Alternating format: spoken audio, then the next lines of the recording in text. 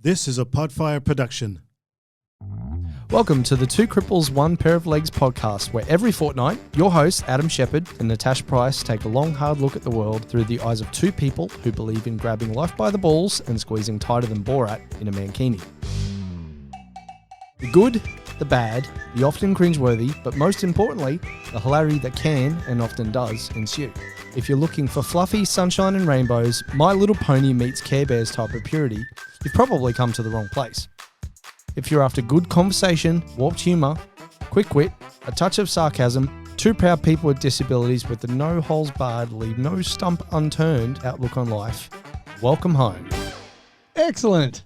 Hello, hello, hello. G'day, g'day. How are you? I'm good. How are you? We've got a different setup in here today. This is so cool. You can actually see now that you've got no legs and I have legs, and young Leigh here also has legs. So he does. We've changed from the three Crips, one pair of legs show back to the three Crips, two pairs of legs show. Two pairs of legs. I had to think about that then. Did that hurt you? Yes, it did.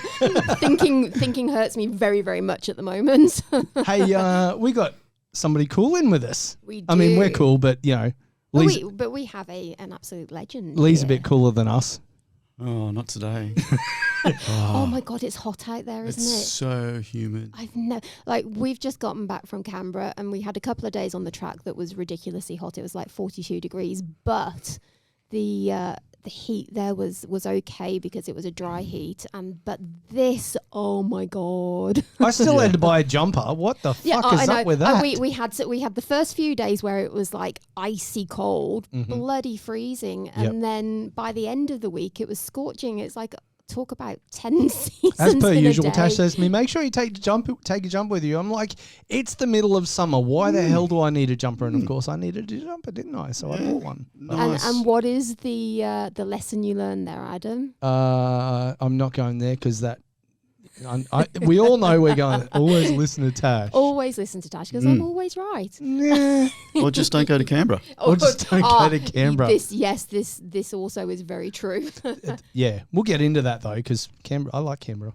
Yeah, me too. It's cool. It was a great time, but we'll talk about that. So we're actually going to do things a little bit differently today. We're going to introduce our wonderful guest here, Leigh. Mm-hmm. And can I hit the button? Hit the button. Oh, cool. Do it.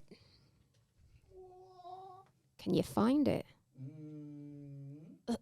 That one. I found it. The water cooler. Is that creepy, Leigh?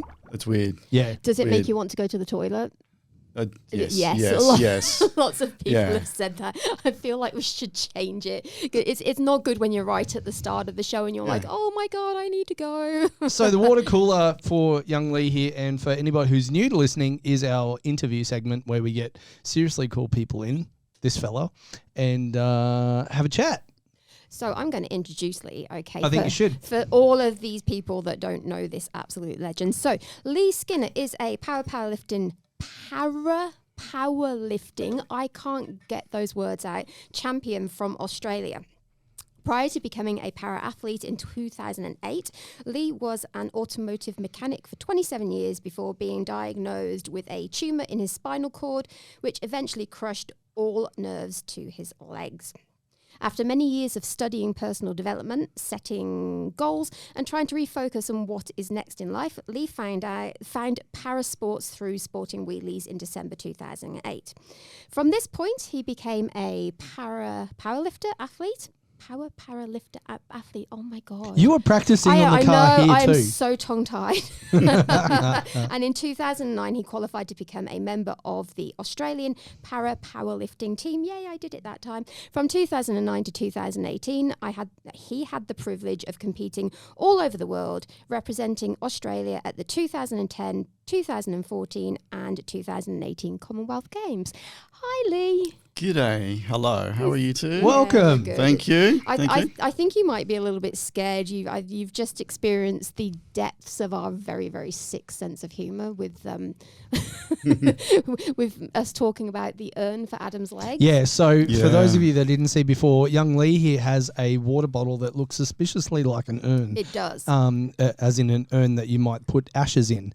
And And I have, both Tash and I actually have one very, very similar. And I was just explaining to Leigh that.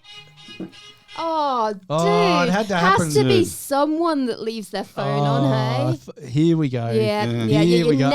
We're going to make you moron of the day for that one. Yeah, I actually thought I'd put it on silent. Maybe I was already on silent and I took it off. Yeah, good job. Anyway. But anyway, yeah, so the water bottle, both you and I have one, and I've always said I'm going to get a little plaque on it that says Adam's Legs 2022 and scare some people and maybe drink out of it. So. Yeah, and we were talking about adding vodka and giving it a slight smoky flavour. Something seriously. Poorly. There is something seriously wrong with you, eh? You guys are weird. I know. We have seriously fucked up senses of humour. But anyway, we digress. Yes. So, young Leigh, how long Yes. have you been involved in competitive sport? 2008. 2008. Yeah, Excellent. December 2008, and then made it onto the team in March 2009. Wow, that's awesome. Pretty quick. That's really quick. That's incredible. So how did it happen so quickly? I started probably just training to get rid of my dad bod. Back when I was about 41. And see, I didn't get into sport until I was 44. So at 41, I started training dad bod. I had a lot of things going on previous to that in my life, so I changed. Yeah, we can talk about that later. Anyway, at 41, dad bod, wanted to get rid of that, and started training with one of my mates, and Johnny Milo, he lives in Victoria now, like the coolest training partner. So we'd train 2 hours a day, 4 days a week, as a bodybuilding style, and it just led from there, and then you got into sport through a mate of mine. I just walked into his workshop one day. I'd done it 100 times. Walked into Reggie's workshop and he just said, "Mate, have you ever thought about doing para sport?" And I went, "Mate, I'm not a cripple. I'm not disabled. My concept of having a disability, someone in a wheelchair has a disability, but I didn't, you know." Yep. So that was my concept at the day. And he just said to me, "You're an idiot. You can't even freaking walk properly." And so we had a few little words, but it was fun. Like, it was just fun. Yeah. And he said, "Well, you know, like with para sport, there's different levels of disability classifications and that." Yeah. And I said, "Oh, you know," it was like, I suppose, because I always wanted to be an athlete. Yeah. As a kid, and growing up, I used to race dirt bikes, and I wanted to be Mr. Motocross. Oh, I love it. Nice. And so at 19 or 18, I lost the use of my legs, and I couldn't ride my dirt bike anymore. I couldn't change gears. I can't feel my left leg or my right quad. Yeah. It's not strong enough to kick a start or anything. And so I had sort of stopped. And so there was always this thing of, I want to be an athlete, but in the back of my mind. And Reggie's like, give me this little key to Pandora's box. Yeah. And he slightly opened the door, you know. It was like, well, maybe there is a chance of me doing something at 44 years old. Hey, 44 is they say the average age of a para athlete is generally much older because we get into it later in life after becoming disabled. All the other stuff we go through. Exactly right. Yeah. So was powerlifting the first thing for you? Was that originally what you got into from the get-go? Yeah, but it was like, how it worked was I didn't know much about sport. Didn't even know about Para Powerlifting. That's how you say it, Tash. Para Powerlifting. Anyway, I didn't know much about it, and it was through Sporting Wheelies. So Reggie said, give Sporting Wheelies a call. Gave him a call, and they had a come and try day down at Palm Beach High, which on the Gold Coast down at Palm Beach, and went and had a tryout. And they got us to do all this weird stuff like vertical jump. And I went, okay. I'd struggle with that. Yeah. We neither of us would be any good at that. And then a horizontal jump. So they measure someone the length they jumped, and I was nothing. I can't jump. So, but what they did do was a cool thing is they got me to sit on the floor back against the wall and gave me a basketball and said, "Now I want you to throw that as far as you can." And the lady measuring was probably about 5 meters away. And so that's where the average person was. So she'd measure where it hit the floor. Yeah. When I threw it, I went straight across the basketball court to the other side, and she's got a bit excited and looked at my list that I'd written down. And she said, "Oh, you really like weightlifting? You like, I think I had archery and shooting." And she said, "You've got great upper body explosive strength. How about weightlifting or para powerlifting?" And I'm like, "What's para powerlifting?" Yeah. And she said, "It's bench press for people with disabilities, male and female. They put you on like a big bench. It's about 2 meters long, strap across your legs, and you bench press." And I got excited because I went, I already weight trained with my mate Johnny. Yeah. Let's give this a crack. Love it. Hell yeah. Yeah. So that's why I probably had already 2 years of training or 3 years of training preempting, not knowing I was going to do this because I didn't even know what it was. Yeah, love it. Yeah. Awesome. So amongst when you were, so you've done a few Commonwealth Games and what does a typical, back then, what did a typical training week look like for you? Easy way to explain typical training. So competition year, I'd bench press over 1 million kilos. Wow. Holy crap balls. Yeah. I mean, not all at once, obviously. Not in one day. So over 52 I mean, you could try. weeks. Yeah, it's probably just over 20 ton a week. Wow. And that's just benching. That's without all the auxiliary stuff, your back work and shoulder work, stabilization and everything. So it's a lot of work. The DOMs must have been out of this universe. No, didn't get them. Didn't get DOMs. Wow. No, because you're doing so much work. Yeah. Mm-hmm. There's no time for that. No time for that. So because we work with powerlifting, it's different. It's like I'm not a very big guy, compared to the amount of weight I can lift, but it's more neural. Yeah. So we work on neural strength, not actual muscle strength, but also neural strength. So that's really a little interesting. bit. It's cool. It's different. So what's your bench record then? At 82 kilos, Para was 172.5. And you're the Australian record holder for that. I was till, yes. Oh, somebody taking it off you. Yeah, one of my mates. Son of a bitch. Benny, we'll just name him out now. Benny. Yeah, call him out. Yeah. This is what this show's all about. It's about calling out Benny, people. you suck, brother. No, he's a good mate. He was 88 kilos and I'm 80 kilo bench, right? Yeah. And so what happened was he come down in a weight division once for one comp. Beat that record was 165 kilos and beat that. And I went, oh, well, it doesn't matter. Son of a bitch. So I went and done some able body benching then because I can still walk. Yeah. So I did some able body comps and that and went pretty well. Awesome. Good job. Good job. So with your, obviously you had the tumour and which has led to sort of where you are now. Has that sort of, have you regained anything or has it been fairly a steady thing for you? It's a decline. Decline? Yeah, mate. Okay. Yeah, like when I come out of hospital at 19, I could still function reasonable. And because the doctor or the surgeon removed the tumour at 18 is T12L1, but I don't have a T12, so if I did, it was there. Yeah, I've got a few other complications. I come home and thought, I'm all fixed. Yeah. I've got no tumour. Yeah, cool. Yeah. I'm going to go back and I'm going to ride my dirt bike. I'm going to play soccer and all that stuff. Go with my mates. But it was pretty not going to happen. Yeah. Okay. So unfortunately the damage was done to the nerves. Yeah. And now over the last 40 odd years that the tumour's grown back. And I've lost full function of my left ankle. Like can't feel it. Can't feel my right quad. Yeah. And it's probably getting worse. Yeah. I went for a stage just before the last Commonwealth game or Gold Coast Commonwealth Games. I started falling over every day, sort of tripping over, just nothing. Just my leg would give out. It's like a switch. So imagine turn the light off. Yeah. That's what happened to my leg. And so it was the right quad would just turn off and I'd fall on the ground. Yeah. But then we had another surgery and fused all my lower spine. So I'm fused up here through congenital from spina bifida. Oh, okay. And another brother. Yay! And I've only got 10 thoracic vertebrae and 6 of them are all fused from birth. Yep.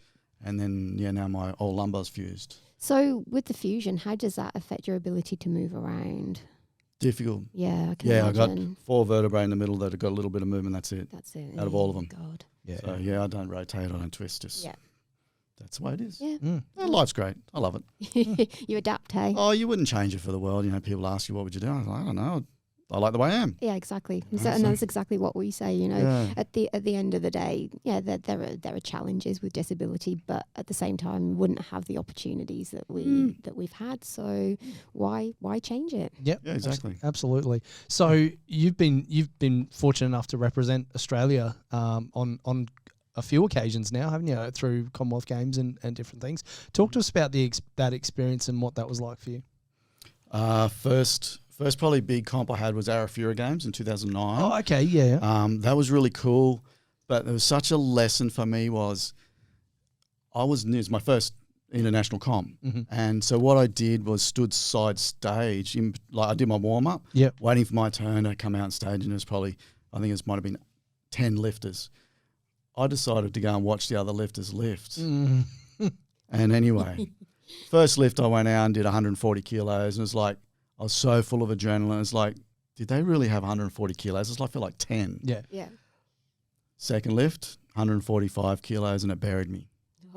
So my lesson was, because I went out and I started focusing on everybody else and watching them and not focusing on my own game, I lost bad. Yeah. But then from there, mate, I went on to the Worlds, and the Worlds was a massive thing. There's over 500 powerlifters Huge.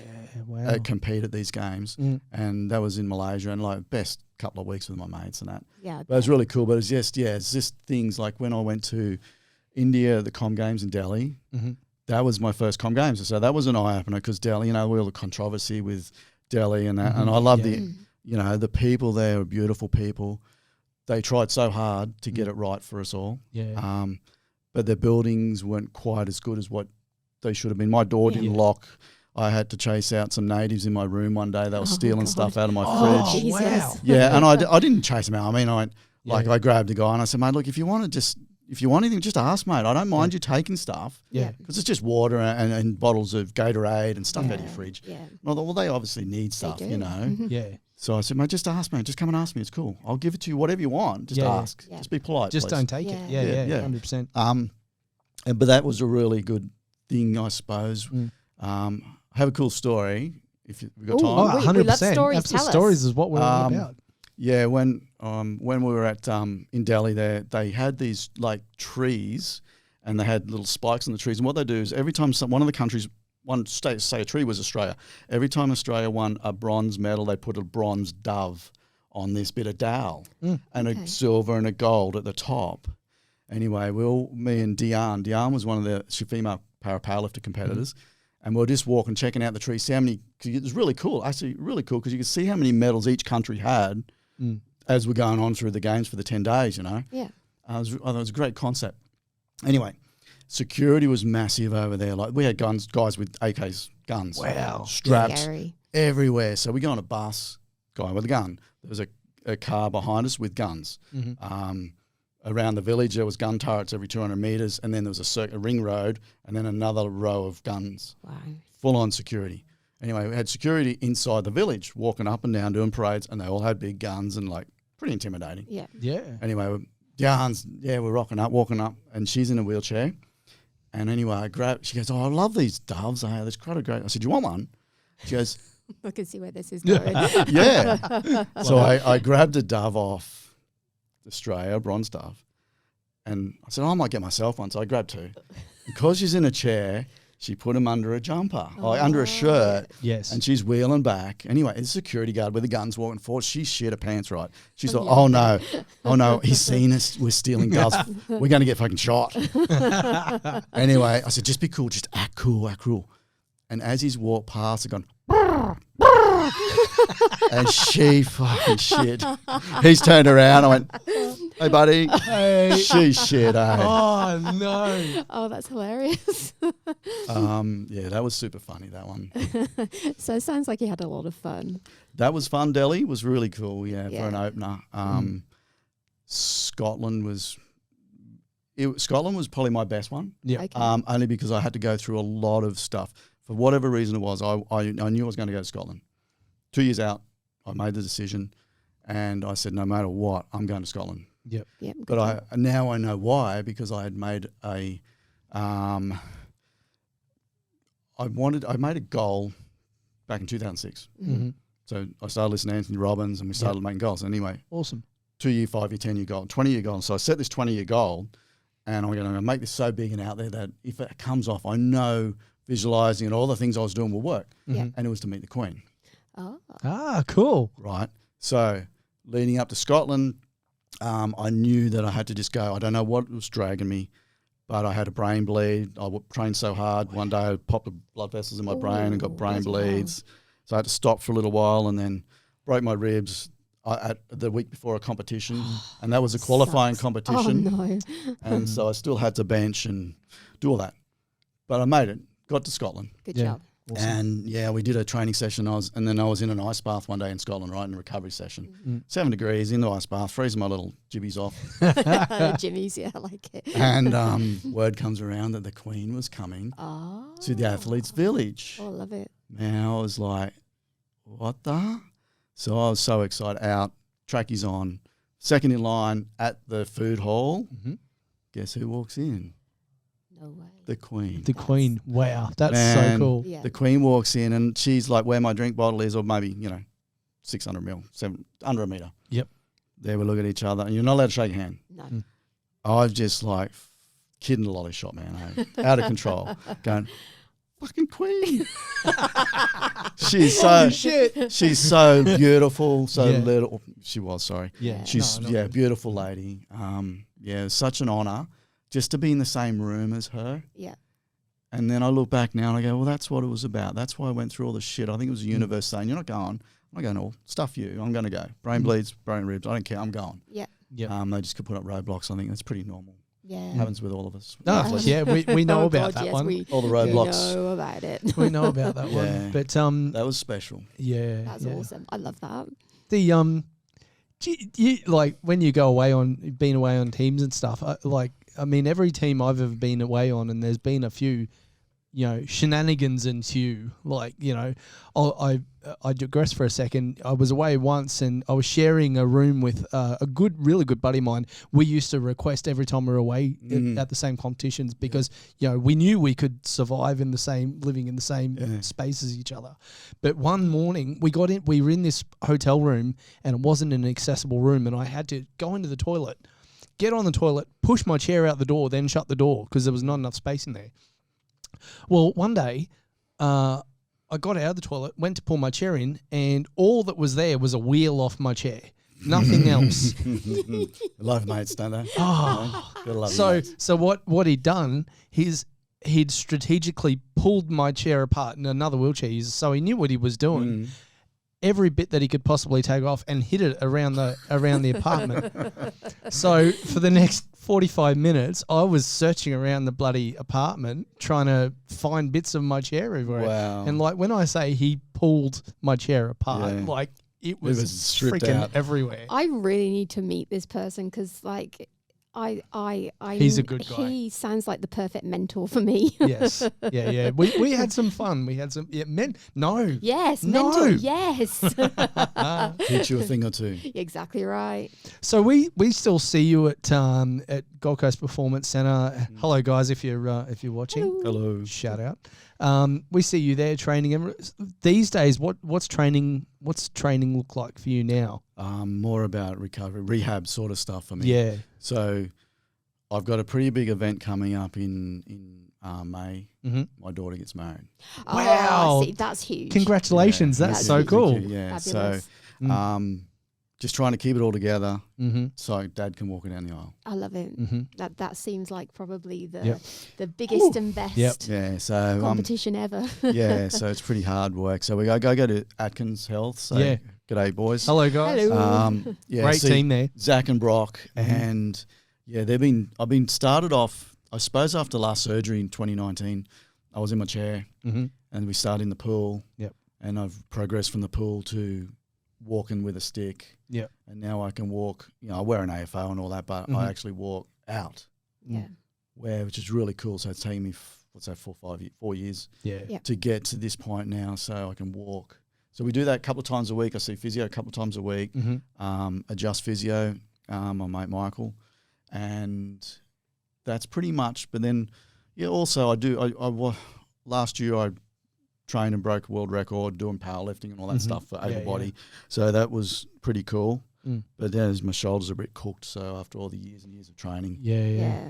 But I'll probably train for a couple of weeks then I feel up to a comp and they're cooked. Then I stop. I'll have a break for another couple of months and then train again if I want to do something. Because I'm pretty lucky. I still retain a little bit of muscle tissue and activation. Well, that's good. Great. Fair bit. Awesome. So I don't have to do a 10-week block. Yeah. I probably couldn't do that. But I can do a 4-week block. 4-week block. Really intense. Go do what I need to do and then I'll hang it. That's funny. A previous guest we had, Carl Sullivan, karate. He said very, very similar that he manages to do his training blocks over a very, very short space of time leading up to a competition. Yeah, it must be, a lot in the whole muscle memory thing. Yeah, I think so. Just muscle memory, neural stuff, neural pathways we built over the last 14, 15 years. Yeah. And it's just determination. Yeah. Yeah. It makes a whole lot of difference. You've got a thing at the end of this, well, not at the end of the journey, but you've got something you're working towards, and you sort of know where you want the world record is, and I know I'm going to go busted by 1 or 2 kilos. Mm-hmm. So I have a point exactly where I got to be. So I just work out what I need to do to get to that point quickly as possible. Just go and do it. Work out the baby steps. That's what we always say. It's funny. I think people think about weightlifting and gym training, and people often who aren't in the know and don't understand it will automatically look at it and go, "Oh, it's about I lift things up and put them down," and stuff. Did you like that impression? Great impression there. Yeah, but they don't.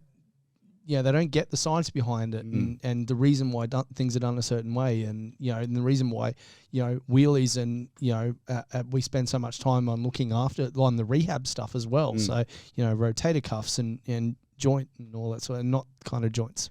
What are you talking about? And, all that sort of stuff. Yeah, it's huge. As for an example, one of my mates who was in a wheelchair, he's double amputee.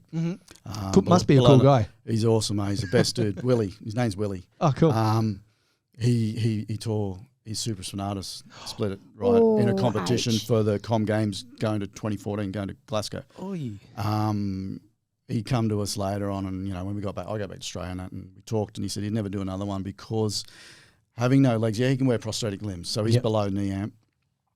But he spends a lot of time in the chair. But then transferring, he had one arm. Yeah. So a lot of people probably don't think about this, to go to the toilet, go to the bathroom, get in and out of the car, all that, you guys know it, the transferring stuff, he couldn't do. Yeah.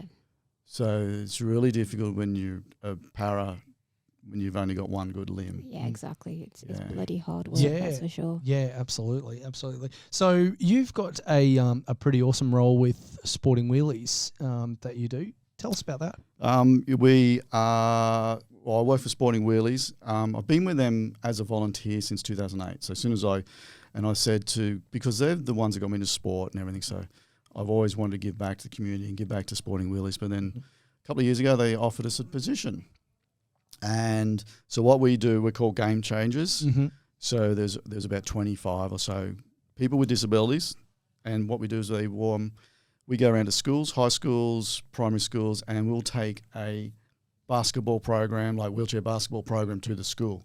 And we teach kids, able-bodied kids, how to use a wheelchair, how to play wheelchair basketball, because normally there's a child within that school that is in a wheelchair. Yeah. And they get a little bit ostracized in that. So we make it fun for the other kids. And then the kids, the able-bodied, go, this is really hard.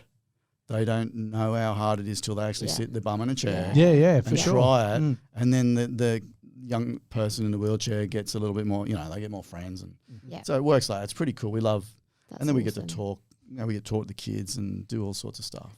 Yeah, we love those opportunities to get to speak to children because, reaching them young before they've built too many of those unconscious biases that so many people as adults have. It's really important, and they tend to be much more open at a younger age.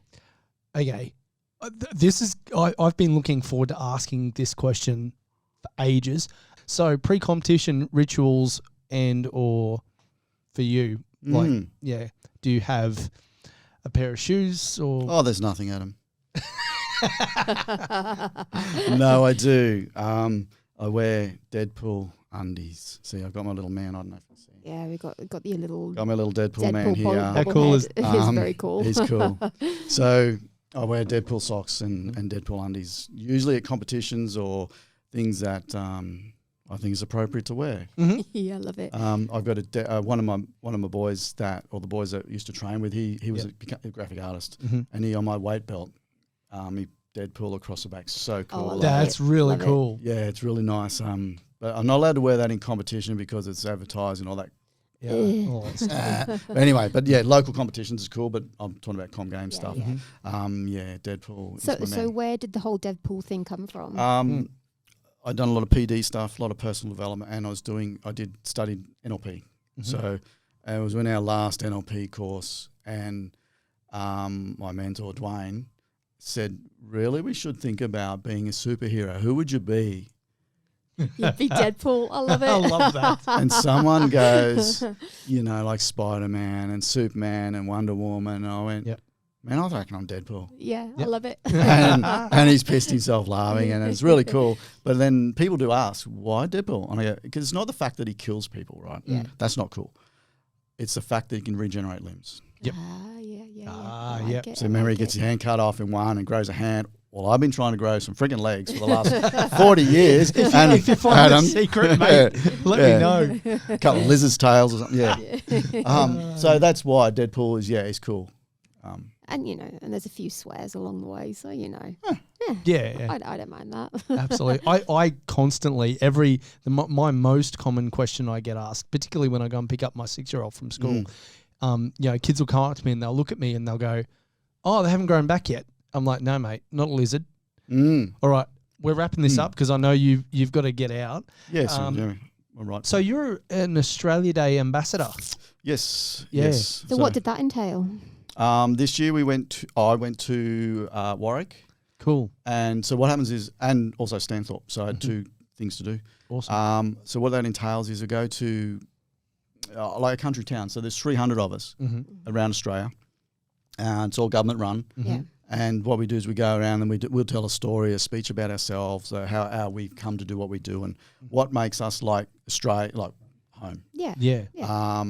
So we, the Australia Day ceremonies. So people becoming new Australians. Yep. We help out there. We help out with the awards for Australia Day awards. We shake hands, talk to the pollies. Pretty much. And then this one I did a speech, 15, 17-minute speech, talking about how I went from where I was and to what I've done. Yep. And then a little bit in the end about why I love Australia and the people of Australia and everything like that. Yeah. So that's normal for us. Yeah, it's pretty cool. I love doing it. Yeah. It's been doing it for a couple of years now. We had Very cool. COVID in the middle, so there's like no COVID parts, but previous and after, I love it. Yeah. It's really cool. I've been fortunate enough as a junior, representing Australia in my sport, wheelchair racing, and you're well on your way to doing the same. Yep, fingers crossed. Yeah, absolutely. So we love the country we're in, and that's such a cool thing to be able to do. That's why I chose to immigrate here, because it's an incredible country, and it's the place that's given me my life back. So I see myself as an expat Pom, but a proud Australian as well. Yeah. So You're a posse. I'm a posse. Exactly. Pommy Aussie. Posse. Yeah. Yep. All right, one last question. If you could give any advice to 10-year-old Leigh, what would it be? Be grateful. Be grateful? Yep. My biggest thing going from where I come before 40, Mm-hmm. I had a 20-year block of bad stuff. I was not grateful. I was negative and opposite to anything grateful. I learned how to appreciate that, my legs didn't work like the way I wanted them to, but they held my bum up. Yep. So I could be grateful. I can stand up. I can cuddle my wife, look her in the eye, Yeah. So I had to learn gratitude at 40. And I think that's where my life turned upside down from a negative to a positive. Yeah. Yeah, awesome. Everything changes. And every day I'm grateful now. So when I wake up every morning, I sit on the edge of my bed and just thank God. I'm not real religious. No. But I thank God that I'm here for another day. Yep. Yeah. Every day. Yeah. All those little things that help out and makes us positive. Yep. And be grateful for the shit. Some things are there for a reason. Exactly. 100%. Yeah. So I think that was the biggest thing I would tell myself at 10 or tell anyone now, I like to tell anyone, stand on anyone's stage and just be positive and be grateful for what we have, not for what we don't have. Yeah. That is probably the biggest thing, mate. It's changed my life. Yeah, that's great advice. I mean, we often say, the negative stuff or the not so great stuff that happens in our lives is put there, sometimes in times when we need a bit of a kick in the arse and, a bit of a re-look at, And- a refocus on things. But also it tends to be the negative stuff, the challenges that shape you in a positive way. All the good stuff that gives you a nice fuzzy feeling, but it's not necessarily the stuff that gives you all your positive traits and it shapes you into a good human being. It's adversity that makes you stronger. And yes, it's shit to go through, but at the end of the day, you generally end up with, as a more rounded human, with a greater appreciation for the things in life that matter. So, yeah. 100%. Yeah. 100%. Leigh Skinner, thank you so much for joining us, Thank mate. you. It has been awesome to have you sitting in the hot seat, and it's been really great. And all the best for the wedding, mate. I hope to get to see some photos. It's going to be awesome, mate. Yeah, it'd be pretty cool. My daughter said to me the other week, she said, Dad, because I got to practice walking with her because I can't do slow stuff.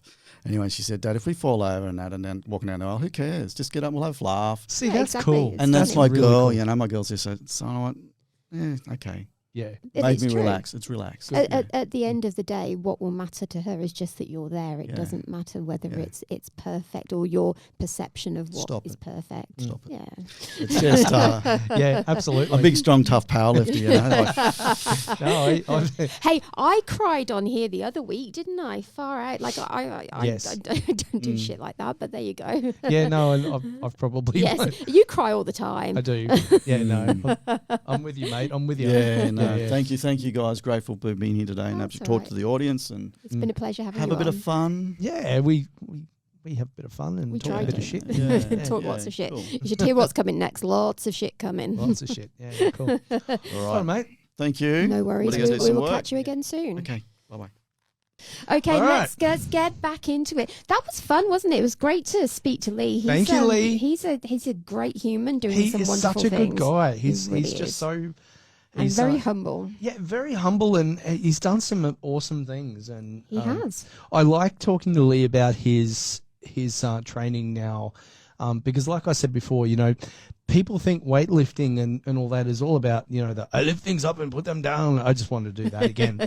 And, there's no real science to it. But, Leigh sees exercise physiology and physios and, it's all about, keeping your body in check. Exactly so, yeah. right. All right, let's move on. Okay, let's do it. Pick a button, any button.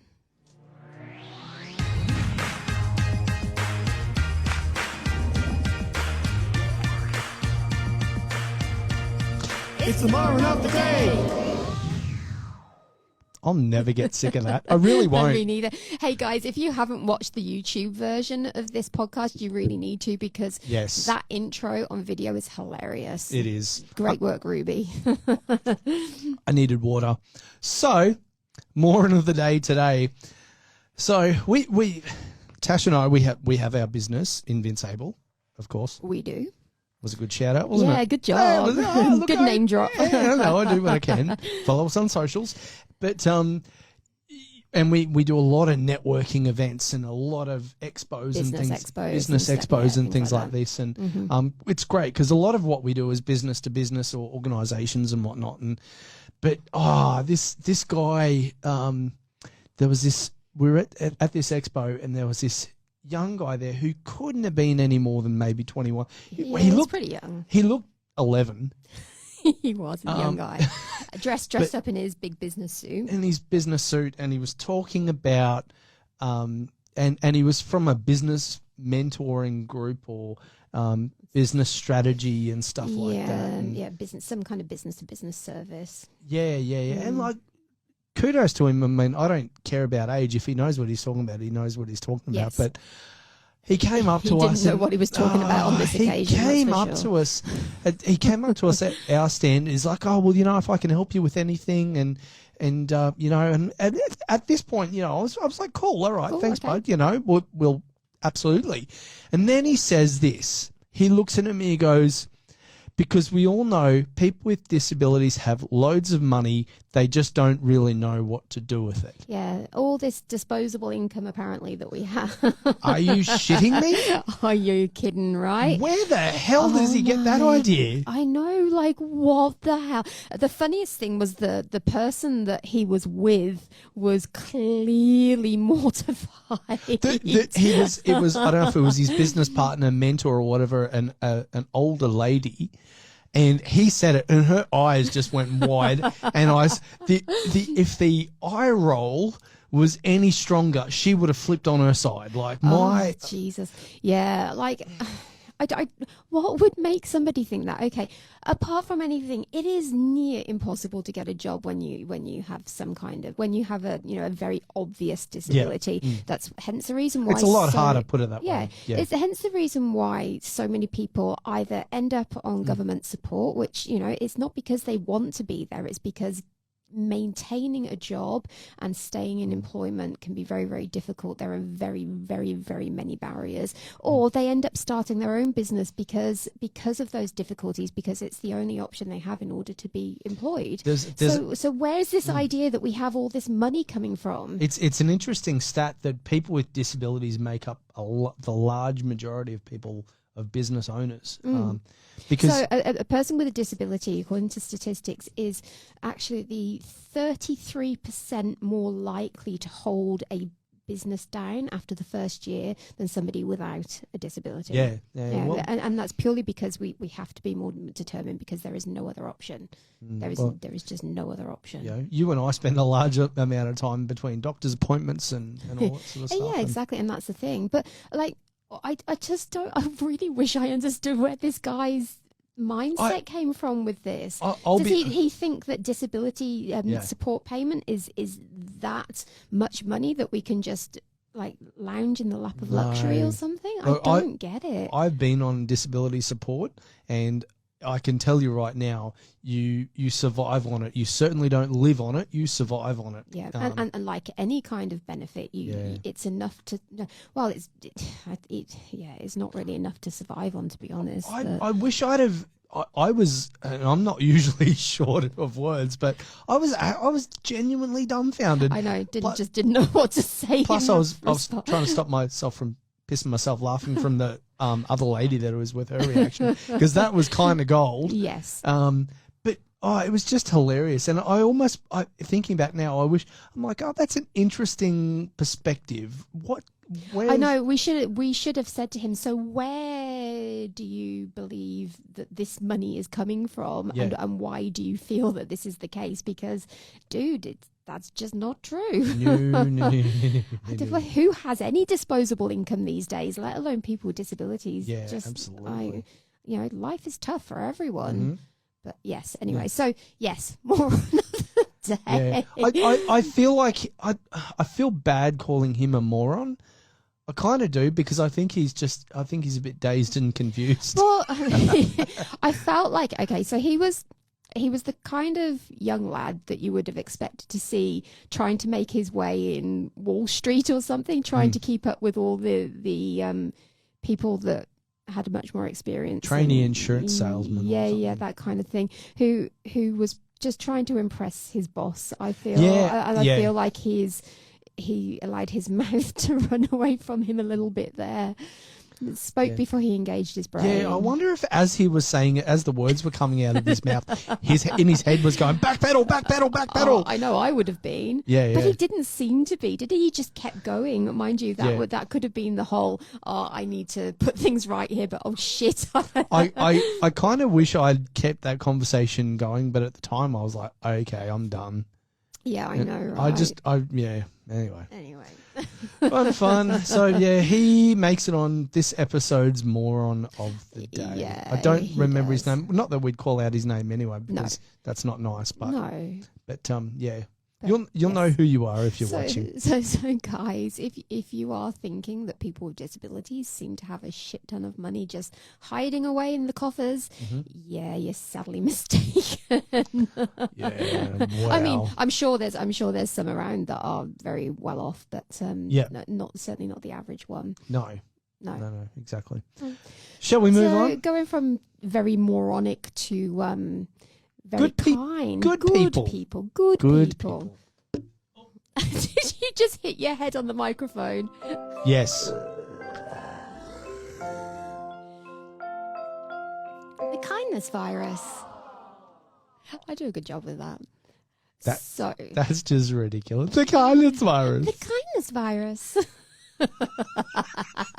I know I give you shit every single episode about that, but it's because I'm all sunshine and fucking unicorns and rainbows. Sunshine. Right. Rainbows coming out my ass. Yeah. Skittles. Where did that come from? I have no idea. No, neither do I. Oh my god.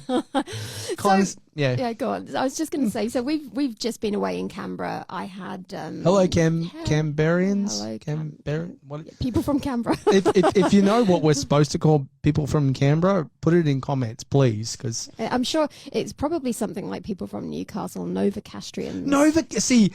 I would give both my legs to be called a Novocastrian because I just think that's fucking cool. Well, it's like Lancashire in the UK. You're Lancastrian. Lancastrian. Oh, see that? Yeah, I don't know. I'm a Gold Coaster. I know, right? Coaster. My 19 Coaster van or some shit. Oh, okay. Yeah, you're losing your mind a bit. Yeah, I'm a bit. Sorry. All right. Anyway, so we've just been to Canberra for competition. I had 2 lots of competition over 2 weekends. So on the first weekend was the Wheelchair National Championships and Summer Down Under Series. Mm-hmm. What are you listening to in your head? I was just... You're just... I was just bobbing your head around. just wondering what you're listening to there. Is there a song going on? No, there's not. It's just what I do. That was really funny. I've completely lost where I was. Oh yeah, okay. So we had the Summer Down Under Series and National Championships on the first weekend, and at the Australian Institute of Sport. Yes. And on the second weekend we had ACT State Championships. Yes. Oh, what an experience! Got to say, you did so freaking well. Thank you. You did. I'm going to say this because she won't. But every time you competed the last week, you improved your PB. Yes. Every time, and I'm not talking by a small amount. Absolutely kicked its ass. Thank you. Yeah, I mean, let's face it, your coach is fucking cool too. I know. My coach does a bloody good job, I reckon. Well, I think so. Yeah, your coach, driver, shit kicker. Fellow podcast host. Podcast host. Business partner. Yeah. Friend, I guess. All round good guy. Yeah. So, anyway. but anyway, we had a very successful couple of events. It's took out a couple of records as well. I know. Queensland state record. So for the 100 meters and the 400, and we're waiting to hear back about the 200. Yep. So yeah. Anyway, I digress. So whilst there. It's a mix of elite level athletes, Paralympians, there's internationals, but there's also junior athletes that are just competing for the first time. So it's a really, especially with Summer Down Under, it's a wheelchair. Oh, bless you. Thank you. It's a wheelchair only event or a people with disabilities only event, and it is such a fantastic chance for the young upcoming athletes or the ones that are literally just starting out to experience competition, but to also be mentored and taught by the elites and the Paralympians.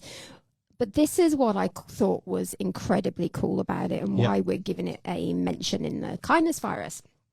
So there were a number of elite athletes there, Paralympians, that actually sacrificed their times and their good job. Keep still, fidget bum, who sacrificed their times in order to race with the younger junior athletes and support them through the events. So Summer Down Under Series is like, your normal track events, the 1, 2, 4, 800 meters and whatever. But there's also the Oz Day 10K in Sydney on Australia Day, hence the name.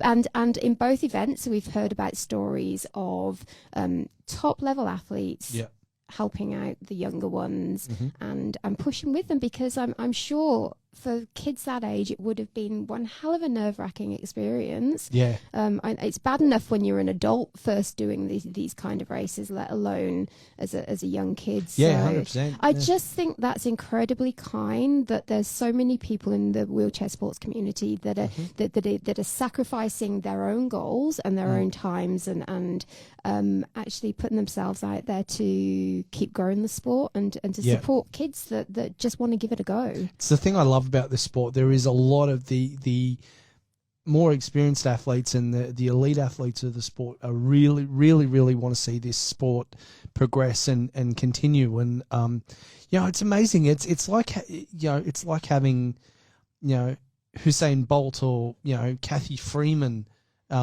Yes. Did you just say Hussein? What's it? Hussein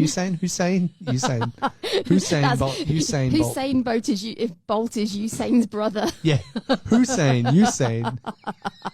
Sorry. Usain Bolt. Yes.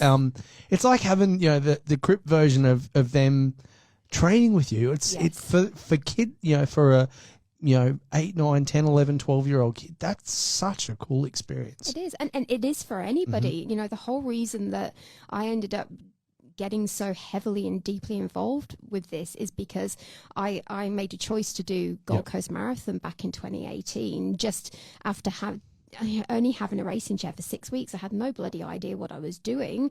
I'd never, it was just supposed to be a bit of fun. And I met some of the elite athletes there, and they were like, come along to Canberra, do a development camp with us. They were so supportive. And it's that kind of stuff, being able to see that level of visibility, being able to see yourself in them and know, actually, do you know what, I could do that. That actually leads to you not necessarily achieving huge goals, because that's not for everyone, but certainly feeling accepted, having a level of participation in just normal things like everybody else gets to do, and it's life changing. For me, I mean, I was very lucky. I got to do a lot of that sort of stuff as a junior and attend a lot of development camps, and I had some great support. And a lot of it initially was simply just getting to hang out with other Crips. Exactly. Because, where I lived in it, there wasn't a huge, I didn't have people that I regularly hung out with that were, you and I hang out every day now and do stuff. Yeah. But, when I was a kid, I didn't have other wheelies or whatever that I hung out with. So, for a young kid, that's such an invaluable thing. And just to be able to be around other people and older people that are like them. Yeah, that have life experience as well. I mean, for me, I'd never really met any wheelchair users before doing Gold Coast Marathon. And I guess I didn't feel like I belonged to that community, because I had still an able-bodied outlook of what disability meant, and I had a real lack of understanding, and it changed my perspective, but it also helped me to see all the things that can still be achieved through wheelchair use, and and I now see a wheelchair as a vessel of independence, not as something that I'm bound by, because I am not bound by a wheelchair, and no wheelchair user is. It is our way. It is just a means of getting around. It gets something that gives us our independence, and I love, and it's the one thing I truly love about the disabled community and about wheelchair sports community is that level of support and camaraderie and just belonging that being part of this community gives you. Absolutely. It's, and anyway, so yes, on the weekend, I just want to give a shout out to those athletes that did that, because I just think it was incredibly kind. It was great to see, and it's wonderful to see that level of support. You don't necessarily get that in the able-bodied community. You certainly wouldn't have Olympians coming along and giving their time all the time to people that are just starting out. It's just not something you really hear of. I think there's a few athletes, but I think one in particular that sticks out is Eliza. Amazing, Paralympian and just all around great good, chick. Good human. Good human. And, you know, she was there. She jumped in her chair and, you know, she's retired from the sport now. She has. Hey, Eliza, if you're watching. Hey. And I saw her. She jumped in a racing chair again, and I kind of said to her, "How's that feel?" You know. But yeah, it was great to see. Yeah, and, it was, and she pushed the, was it the 100? I think so. Yeah, I think so. 100 was one of the junior athletes, and it was just wonderful to see. Yeah. Yeah. Look at you with your AIA shirt on. Oh, I know, right? Yeah. Look at me. No, I'm joking. Oh, fuck off. Hang on. Fuck off, you Subway sandwich. Yeah, see. Oh, what did you just Don't do? make me pull out a hurdle.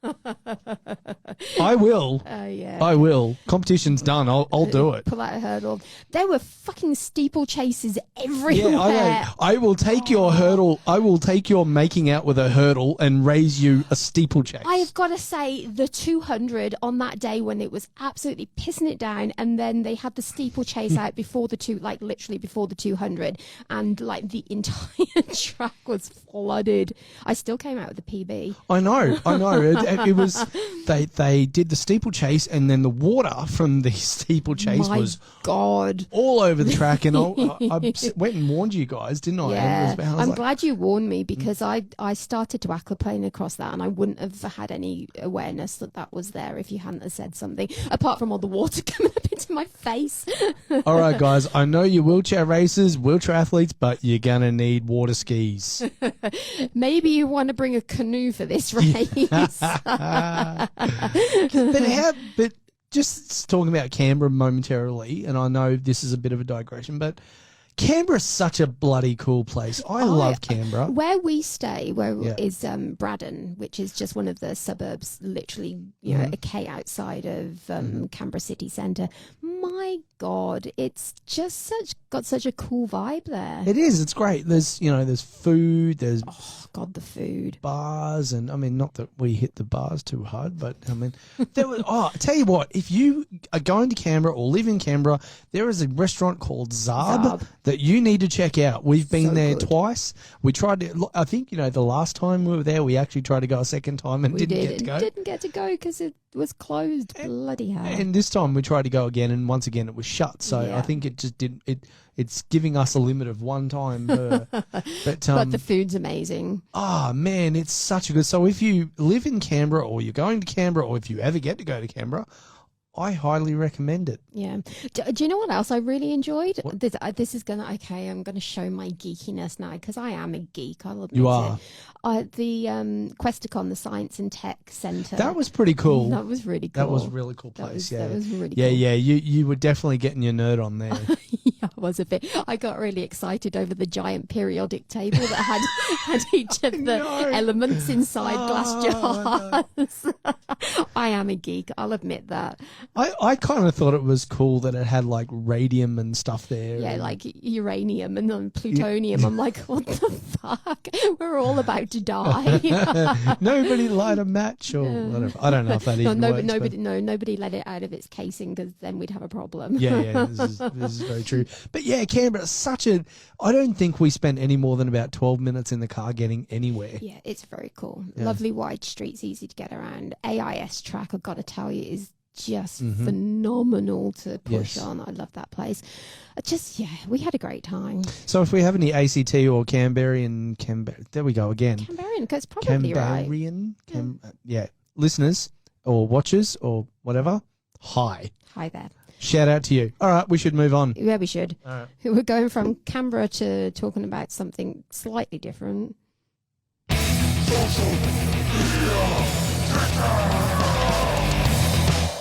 Okay, I'm going to sound like an old man and actually, you know what? You should take this one, because I'm going to sound like a dirty old man. And that... Okay, yeah, probably. I'll take the lead on you this. You take the lead on this one. As a female, I feel like it's probably a little bit more appropriate. Yes. I'm going to shut the fuck up. I'll sit in the corner. Hang on.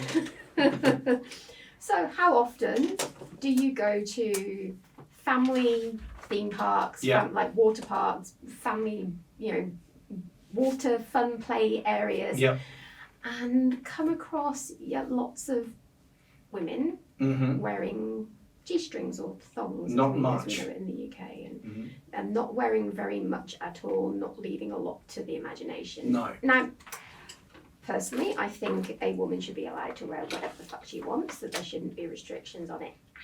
However, I do think that if you're going to a family area where there's going to be lots of young kids, you should probably not bear absolutely everything so that you're just wearing nothing but dental floss. I mean, it might give you a minty, fresh butt crack, but... I get the whole, getting the sun and all that sort of stuff. I get that, but, Is that what it's about, though? I'm not sure that it is half the time. No. What do you... I know what you're thinking, and if I say it, I'm going to get into trouble. So, what do you think it is, Natasha? This is going to sound terrible, but for some people, it's about attention. Yeah. It's about and showing off. I'm sure for a lot of very beautiful women, a great body, which awesome, more power to them. But and I have no problem with this. I'm not a person that's a prude. And no, absolutely not. I've worn some very skimpy outfits in my time. Trust me. However, nightclub dancer. See this? Middle fingers. Middle fingers. And I have no problem with it, but they were in nightclubs, and so therefore the right environment for that kind of stuff. I don't necessarily think theme parks, water parks where young kids are there. Exactly. I think it should be up to parents whether they allow their children to see that kind of stuff. And if they're okay with their kids seeing it, fair enough. But if they're not, if you're going around wearing very, very, very super, super skimpy stuff, you're not actually giving and often bending over and doing things that you just don't know where to look. Yep. You're putting parents in a situation where they're having to explain things they probably don't really or don't necessarily want to have to explain to kids from whatever age, or even teenage boys. Exactly. It's just like as a parent, I don't particularly want to have to, or as his Tashi, we don't. And my wife, we don't really want to have to explain to Mr. Six why somebody's wearing, as you called it, dental floss while at a family-friendly water park. And I just, I'm sorry, but it's a respect thing. It's respect for the other people around you. Yeah, exactly. Too. And like I said, if you're going to a beach or whatever, more power to you. That's that's do whatever the fuck you want. Up to you. But if you're going to somewhere that really is aimed at children, then just I guess respect the people around you. And I'm not saying cover up, not at all, but just choose items a little bit more. Anyway, carefully, I guess. We go to, like the one that we particularly go to a lot, there are signs up everywhere. Yeah. So obviously people are not seeing them, or So what do you think the answer is? Do they have to school their patrollers on talking to people about what's appropriate? And who knows? I just think people in general should have more respect for others. Yeah. Like I said, I'm not saying that women should be covering up, because that also is an issue. But I do think that having respect, if you're at a family friendly place for kids and teenage boys, that I'm sure. We're thinking all sorts of things. Yeah. We all know what 14-year-old boys are like. I do. I was one once. It was a long time ago, but I was. Yeah. But absolutely. So you know what? Love to, if you're listening, watching, whatever you're doing, love to know what your thoughts on this are. Whether do you think we're prudes? You might not agree with us, and that's totally fine. We are not a We're not adverse to people putting their opinions across, because that's what we do, and that's fine. Everybody's allowed. This is a democracy. Exactly. Everybody's allowed their own opinion, and that's what is beautiful about the country we live in. Exactly. So however, you're wrong. No, I'm joking. But let us know what you think. If you have an idea of what can be done to solve the issue. Tell us. We'd love to hear it, and we might even, if we get some answers, we might even come back on the next show and talk about them and talk about it. Absolutely. Yeah. All right. Okay. Well, from one thing that we deemed inappropriate to something else that is highly strange and slightly inappropriate. Like two cripples using a beach towel to skydive, this could go anywhere. Welcome to the soapbox session. That's awesome. It is. So I'm going to take lead on this one because Yeah. Well, it's kind of relating to something that I can't relate to anymore. No, this is very, very true. Hang on, I'm just going to find it because I need to read some messages to you. Okay. Talk amongst yourselves. No, I'm here. Oh, good. I'm here. So, since the 6th of October 2021, I have had this same repeated message. Message. Is that water or that? Or vodka. Vodka. It's vodka. You're into the vodka. Yes, I like my vodka. Bring the vodka to the studio. Sorry, that was terrible. That was started off as some kind of Russian. I don't know what it ended up with, but definitely wasn't Russian anymore. Yeah, it went from like Russian to Slavic or something. So God knows. Anyway, I've had this same repeated message on Instagram, and it's not a bot or anything. It is a definite human being. We were just talking about bots. Sorry. Yeah, and okay, and he keeps sending me the same message and saying, "Hey, I'm really sorry to be weird, but I was wondering if you'd be willing to sell me feet pictures."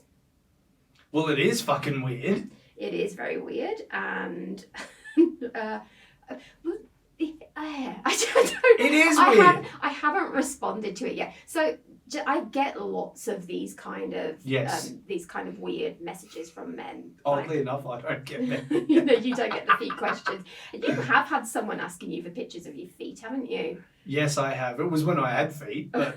I know that you'd be like, well, you're going to have to go to an incinerator somewhere to find it now. I should have replied, you have no idea of the shitstorm you are getting yourself into. Yeah. But, okay, so first off, like, why do so many men want photographs of feet? Like, well, it's a kink, isn't it? I mean, it's like... It is a kink. It's a kink. Like, some people like... people like different things. Some people like vaginas, others like feet. Yes. Fair call. Well, I'm just putting it out there. Okay, then. But it's Jesus, true. this went south quick, didn't it? Holy hell. I'm talking about vaginas, probably did. Sorry. Anyway, so this fella has been sending me these messages for the past year and a bit. I haven't responded to him. And I never do with these feet pictures. But, okay, here's the thing. Maybe I should be responding, and maybe I should be starting up a bit of a side hustle here. Fuck it. Make some money out of it. Why not? Well, there's OnlyFans and all that kind of stuff. And, I'm in desperate need of money to keep racing. So maybe instead of getting... Racing's not cheap. Racing is not cheap. Hey, if there's anyone out there interested in sponsoring some wheelchair athletes, come talk to me, please, because I'm getting desperate. But anyway, I digress. We do that a bit. We do that all the time. Should I seriously be thinking about selling photographs to these guys? If you think Tash should or if she shouldn't, either way, drop a comment, send us a DM, whatever you... DM or... DM, yeah. DM, yeah. Or just, message, PM, messenger message. All right, I give up. I cannot talk today. It was like trying to say power. See, you couldn't do it either. Para Powerlifting earlier. You know what we should have done? We should have got young Mr. Skinner to say it 10 times really quickly. Yeah. See if you could do it. Yeah, I can't even say it once. Yeah. He's probably used to saying it though. So, yeah, true that. Anyway, yes. So I'm thinking, to beat the trolls, to beat the people that are a bit weird with their weird, devotee style kinks. Maybe I should be starting this up as a bit of a side hustle, get myself some money in, and just, all they want is pictures of my feet. I just hate to imagine what they're doing with those photos. Can you do like an OnlyFans, but it not be like it just be a feet? Well, can you do that? Yeah, I don't know if you can do that. You can do anything. Clearly, I've never looked at OnlyFans. You can do OnlyFans in anything you friggin' want. Yeah. Yeah. Well, hey, Well, maybe that's it then. Maybe this is the new business coming at you. I need to think of something really fun to call it. Like, I've got some kind of weird feet fetish business. I don't know. Anyone got any ideas? Help us out here. Maybe you can help us with a name for the new business. But maybe I could. I wonder if there's a market out there for stump photos. Yes, there is, because there's that. Really. Oh, there's a huge market out there for it, because there are so many amputee devotees. Like, that's where the majority of the devotees are. Yeah. Did you see that video the other day that I sent you with from our friend Dean, with the chick doing the pole dancing with her stumps? Yes, I did. Hello, Dean. Hey, you Dean. sick bastard. I love it. I feel like you should be getting into that. That'll help you earn a little bit of extra cash. Oh, 100%. 100%. No, you know what? Screw OnlyFans, because I'm going to start my own website, and it's going to be www.getstumped.com. I like it. It's probably already taken because, I feel like something along the lines of www.cripfancier or crippleffancier.com. Crippleffancier. A bit like bird fancier, fancier. Oh my God. Maybe we need to bring this show to an end. I can't talk. Yes. Before we go. Yes. Our good friend, Adam Hansen. Yes. You're a bloody legend. You are a legend. We just saw him at Subway. In Runaway Bay, didn't we? We have this habit, like the last couple of podcasts we've done, I haven't seen him. Like, I used to work with Adam, top guy, and we used to work together anyway. We were at Subway, and I've been to Subway like twice in the last how long, but both times we've bumped into him. We've run into him there. Yes. And the last time I was buying you an apple juice because I was dying. Because you were dying. Having a hypo. As you tend to do on this when we do this recording for some reason. It seems to be Wednesdays, my diabetes just goes completely haywire. Yeah, absolutely. So we ran in real quick and we're like, okay, as usual, we're running late. So we're hauling ass towards a car. And he comes barreling out of the Subway and he's like, here, I got you this. And he got you an apple juice. Wasn't that lovely? So talk about the kindness virus. That was very, very kind. Yeah. Very, very sweet. Well, I think we could have saved that for another episode, but I just thought it was current and it was worth a shout. It was a nice thing for him to do. And, there's plenty of fuck me. There's plenty of kind people in this world. So, there is. Yeah. Adam Hansen is absolutely one of those people. Yes. One of the nicest blokes you'll ever meet. Yeah, so. Thank you, Adam. Appreciate it. Must be something about the name Adam, I guess. Yeah, well. Hey, I said something nice about you. Holy shit. Well, hey, look, it's recorded now. I might even get Ruby to put this on a button, I reckon. I'm going to get, you're going to put that on a button for me, Rubes? She said something nice about me. I know. I don't say it often. He wants it recorded for prosperity's sake. It's going to get saved for all time. Is that one of those ones you're going to put on a button and replay at me every so often to remind me that I was once nice to you? Yes. So I'll play it and you're like, yeah, but I'm not nice to you now. And then I'll play the don't make me pull out a hurdle. Oh, yes. Okay. And then I'll tell you to fuck off Subway sandwich again. Yes. Yeah. Somebody else called me Subway sandwich the other day. Oh, love it. That was brilliant. Nobody else has done it. It was kind of something that we came up with. And yes. Yeah, but you know who it was? It was my mate Dennis down in Oh, it was Dennis Devereaux because he's been listening to our podcast. Yeah. Hey, Dennis. By the way, Dennis, my God. So this dude is a fucking legend. He did the Oz Day 10K in Sydney on a day when it was like 6 bajillion degrees, wearing a great big fucking furry shark suit. It got so much media coverage in a racing chair, which is hard enough as it is. But he had like the full bloody headdress on, the full body. Like, how he didn't die is beyond me. I think he probably came pretty close. Yeah, like I hear the ambulance officers got a little pissed with him at the end. Can't imagine why. Dennis, you're a legend, mate. Yeah, mate. Screw what they think. Kudos to you, my man. That was I gotta cool. say, I saw the coverage and I absolutely wet myself. It was brilliant. What I love is New South Wales ACT Wheelchair Sports put a thing up on their Facebook page,